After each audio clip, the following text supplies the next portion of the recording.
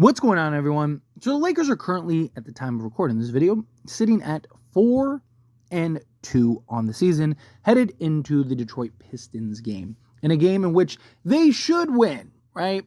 Never want to jump the gun. You never really know. They are on the road, and they did take their foot off the gas against the Toronto Raptors, played around. Never really felt like the Lakers were going to lose that game against Toronto. However, you don't want to play with your food too much because sometimes it could spill and bad things can happen. And the Lakers could mess around and end up losing. But I trust J.J. Redick. I trust his coaching staff. Trust this team to at least beat the teams that you're supposed to beat and ultimately end up being 5-2. Now, the reason I want to bring this up and the reason this is important is because there's been a lot of talks about Lakers trades lately. Kind of feels like things are picking up a little bit of steam. We'll see how things progress. We have been in this situation numerous times where it looks like we're going to get a guy. We've even gotten reports that like, hey, it's coming. Hold your breath. Be here in any minute. And then it never comes to fruition. We've had deals in the recent years that actually did get done. We're getting ready to be finalized and then got vetoed, such as the Buddy Hield to Miles Turner trade. So there have been a lot of just chaos the last handful of years when it comes to the Lakers and potential trades. Lakers do have some clear needs, even with a winning record. But the more you win, the easier it becomes to kind of take a step back and be patient, right? You never want to come from a place of desperation, right? If the Lakers, for example, were 2-5 instead of 5-2, well, now you're having a very different conversation. Now the Lakers, who are being active right now based on reports in various conversations, now can take their time and they don't have to just immediately jump at the first, offer or counter offer that a team throws out. And, you look at kind of the word that's going on. D'Lo appears to be the guy that's the odd man out. And he really is. It's unfortunate. I like D'Lo. Been a big defender of D'Lo. Think he's a guy that, when he's on and he's at his top and he's playing his best game, he's so fun to watch. I mean, a guy will go get you 30 on any given night and still dish out 8 assists. He's not the perfect player. He lacks, obviously, the foot speed and the athleticism as well as just the defense side of things, but he's a guy on any random night could just go get you 9 threes or something crazy. But given Austin Reeves and the way that he's kind of fit in with this offense in particular, although J.J. Redick has made it a point to kind of let D'Lo be D'Lo a little more, let him operate with Anthony Davis, and then Austin Reeves and LeBron, kind of these two-man pairings, which I am interested in. I actually do really like. But D'Lo at some point, I'd be very shocked if he's still on this roster come the trade deadline. Right? Or once we get past the trade deadline. Now, the name that has been so heavily linked to the Lakers is Walker Kessler. Walker Kessler has been insanely just in Laker reports lately, which is great. Right? And I would love to have him. Talk about a guy that just turned 23, one of the best rim protectors in the league, guy that has shown the ability to do a little bit of everything, make plays out of the post, score around the post. He's even shown the ability to stretch out and knock down the occasional three. Not a guy right now that I'd want taking a handful of threes, but he's a guy that you can see as he continues to grow and develop could potentially get there. Right? Something that he's working on with his game, and he would just be beautiful for a guy not only now, but now you have your point guard of the future for the next, 10 plus years, which would go a really long way. But right now, Utah, they have their specific ask, and they're not in a position to really rush to trade Walker Kessler. They're not in a position where they have to, trade him today. They're the worst team in basketball right now, and, they're okay with that. Right? They kind of want a retool stage. However, I do think at some point Utah is going to be more willing to cave. One, we've seen Danny Ainge do it with the Lakers before with the Russell Westbrook deal. Originally, he wanted both firsts unprotected, and he wanted to give us Rudy Gay, Mike Conley, and then it was Malik Beasley, I believe, was the original 3 that he wanted to kind of give up for Russell Westbrook. And then all of a sudden it was like, all right, fine, we'll do, it's still 2 firsts, but 1 unprotected, 1 protected. All right, fine, we'll do both first, but both protected. And then ultimately, he settled on Jared Vanderbilt, who was never included in the deal, which, now I know people are really down on Jared Vanderbilt, but at the time was brilliant, helped orchestrate us to get D'Angelo Russell, And then also we got Malik Beasley, who he ended up being a total bust for us. But at the time, given the circumstances, it was like that's much better than Russell Westbrook in the situation we're in with him. So Danny Ainge has shown the willingness to kind of work and help with the Lakers. Plus, he did the Patrick Beverley trade for us. And he's on record talking about how the Lakers are the best picks on the market because he believes that the Lakers are going to be terrible once LeBron and AD kind of ride off into the sunset. And he might be right. Lakers might be terrible. So Danny Ainge might really stock up, and he loves to collect and accumulate draft picks. So I do think that the cost for Walker Kessler will go down at some point.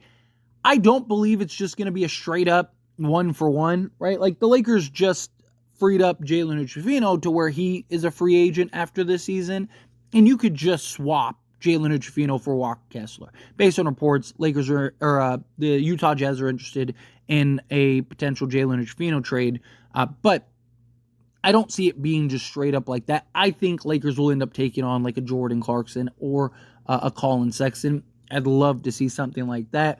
If you could do that, now you got your athletic guard. Now you got your center. However, I think the Lakers still need more. The beauty of Walker Kessler is like you can get him and it doesn't impact any other moves because he is so cheap, right?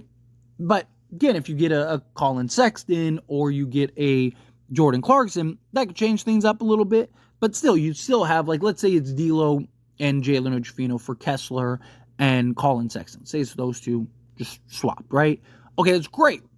But you'd still have Jared Vanderbilt, right, that you could unload. I mean, you could still always trade Colin Sexton if need be, but you have Jared Vanderbilt, you have Max Christie's money, you have Rui Hachimura's money, and you have Gabe Vincent's money, not to mention like the vet minimum guys, but those guys that you could use to potentially make a move if need be, if the right move presents itself. Ideally, I'd like to go get either a proven point of attack or perimeter guy, right? Like, I've talked about how I really like the idea of like a Bruce Brown paired alongside an Austin Reeves, especially with Colin Sexton. Colin Sexton has shown the ability and willingness to kind of come off the bench for the Utah Jazz. Would he be willing to do that for the Lakers? That could be kind of interesting to where you kind of maybe have something where it's like Bruce Brown, Austin Reeves. Ideally, you hope like a Jared Vanderbilt gets healthy, but let's say Rui Hachimura. Oh no, you'd have to trade Rui Hachimura in a Bruce Brown trade. I mean, technically you don't, but more likely than not, probably doing something like that. But the point is, like, you got that point of attack guy. Bruce Brown can defend 1 through 3, and then you got like a Colin Sexton who come off the bench, be that spark plug off the bench, go get you 16 to 20 every single night. Dish out a couple assists, give you some athleticism. I don't hate that idea. Ideally, I'd like a bigger wing if you get Colin Sexton, because you could go with Sexton at the point, right? He's not great or elite defensively, but when he is locked in and engaged on the defensive side, he's actually very good defensively. It's just getting him focused and getting him to consistently put in the effort on the defensive side. However, it's very different when you're playing on Utah, or you're playing at the time on a bad Cavs team that he was on. And then now you're playing on the Lakers where you got like Anthony Davis and LeBron and all these guys and JJ Redick on your tail to like play defense. But ideally, you want to get something like a Colin Sexton, Walker Kessler, and then like a Cam Johnson, or, you know, can you get a Dorian Finney-Smith or Kyle Kuzma, like some type of 3-and-D wing, somebody that can defend out there, because then now you have like a Sexton, you got Reeves, say like Cam Johnson, LeBron, AD. Now your starting five, I think, is up there to compete with anybody. And then you add in, like a Walker Kessler off the bench. I think the Lakers would be in good shape at that point. Really like kind of that idea, that type of pairing for the Lakers. But again, it really boils down to patience. I do think, although who knows when Jared Vanderbilt's going to be back, like we're still another week or two away from potentially being another week or two away, right? But I do think Christian Wood in particular might solve a lot. Question is our bench. Our bench has just been so bad on the offensive side of things. And the hope is that Christian Wood kind of come in and solve a lot of that, kind of be the answer in a lot of ways. If he can, then that could be huge for the Lakers because now, I mean, Christian Wood is a guy that's proven, gets you 17-6 off the bench. Did it in several stints for other teams. So if he can kind of get back to that for the Lakers, bring back Jared Vanderbilt, hopefully at some point, maybe the Lakers are now in better shape.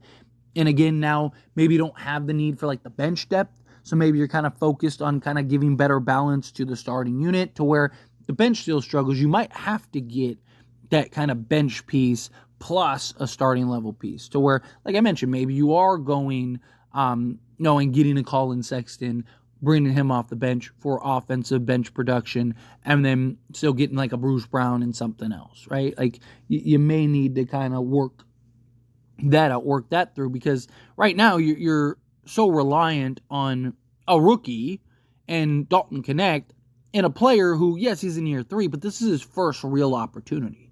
And he went from basically having no role, hardly ever playing, to like, oh, surprise, now you're going to play, and we need you to be our 6th best player every night.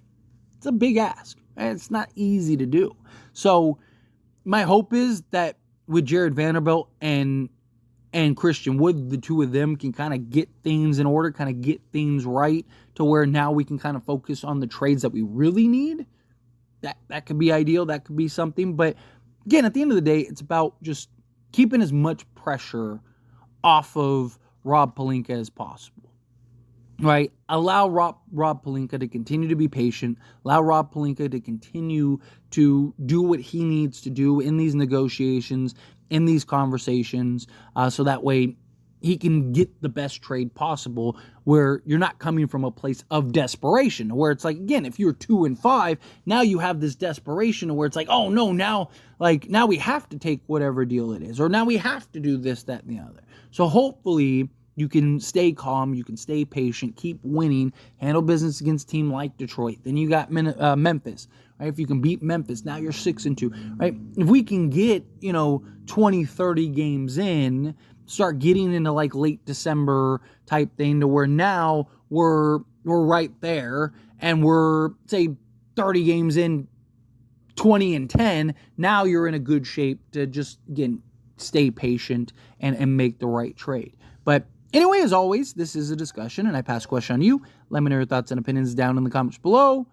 What do you think? Do you agree with me? Do you disagree with me? Do you think, like, yes, got to keep winning, got to stay patient, make the right moves, make the right trades, upgrade this roster to the level in which you need to upgrade it? Do you think no? Get a trade done sooner rather than later. Whatever you got to do, get it done. However you feel, whatever your thoughts are, love to hear it. Let me know down in the comments below. That being said, if you haven't liked this video, hit that like button. Helps me a lot. So we enjoy these types of videos. Truly appreciate it. Not subscribe to the channel, hit that subscribe button. Turn on the bell notifications. Appreciate y'all. See you in the next one. Thank you.